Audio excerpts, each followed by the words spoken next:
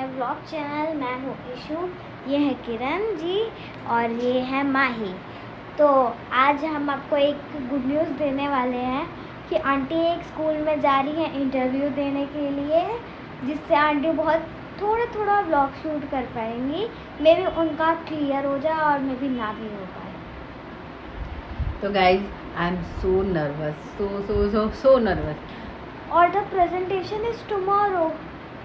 Actually मैंने इससे पहले कभी कोई इंटरव्यू नहीं दिया है, तो आई एम मतलब कि मैं बहुत ज़्यादा एक्साइटेड भी हूँ। और दूसरी बात है कि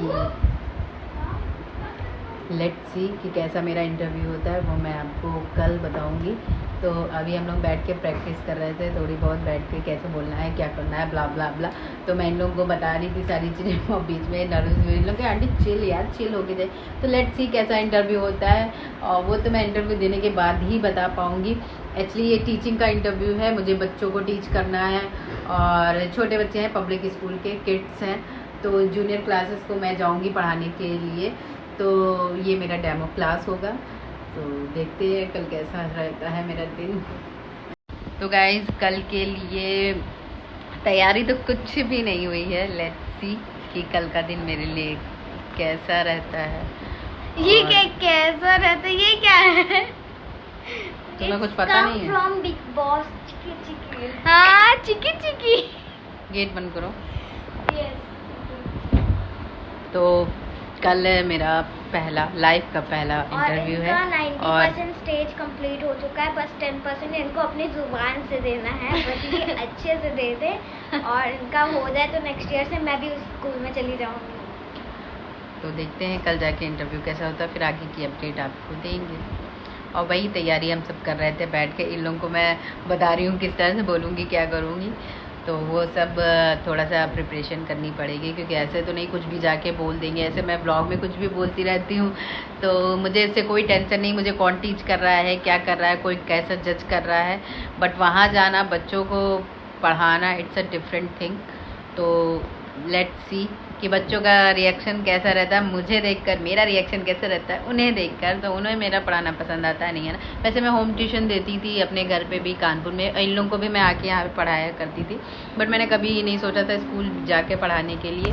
तो अब ये पढ़ाने का एक मेन कारण ये है, तो टीच करने का मेन स्पेशली कारण ये है कि कब्बू के पापा जो है यहाँ पे, अब उनका यहाँ रहना बहुत कम हो पाएगा, क्योंकि जो उनका पहले वो वर्क फ्रॉम होम किया करते थे, अब ऑफिस सारे ओपन हो गए हैं, तो वो दिल्ली से ज्वाइन कर रहे हैं। तो उनको हर वीक में 2 डेज़ ज्वाइन करना है। वो तो मैंने पहले से ही ब्लॉग में बताया था।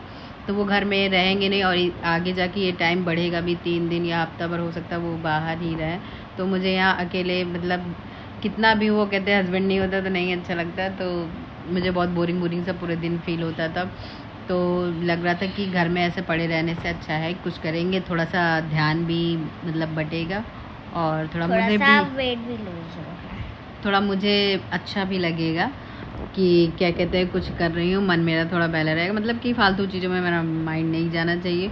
तो मैं बहुत पहले से ही सोचा था जॉब के लिए, लेकिन बच्चे के कारण, क्योंकि शादी हुई फिर सडनली बेबी हो गया, तो बेबी अब मेरा 3 ईयर का हो गया, तब थोड़ा सा बड़ा हो गया है, सबके साथ रहने लगा है।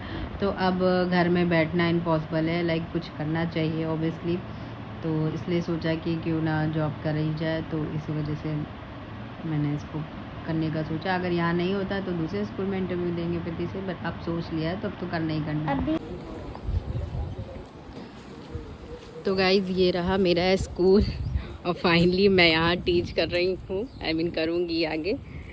तो गाइज मेरा इंटरव्यू हो गया है फाइनली। मुझे मैंने तो बोला था कल से, लेकिन उनका परसों से ही, कल पेरेंट्स मीटिंग है यहाँ पे, तो परसों से मैं यहाँ आ रही हूँ पढ़ाने के लिए। तो लेट्स सी।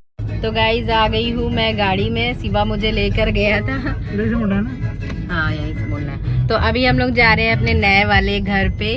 तो यहीं मतलब यहीं से होके हम स्कूल गए थे। तो घर जाके देखते हैं क्या काम चल रहा है, क्या काम नहीं चल रहा है।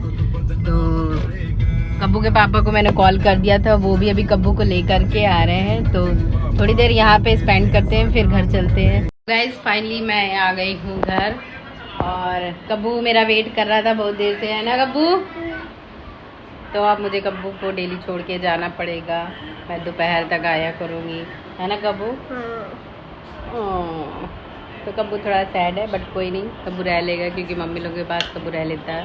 तो गाइस हो गई है शाम, और आज कब्बू के पापा के ऑफिस से मेल आया था, और वो मतलब उनकी कल बहुत ज़्यादा इम्पोर्टेंट मीटिंग है। अभी उन्हें आया जस्ट 1 डे हुआ था।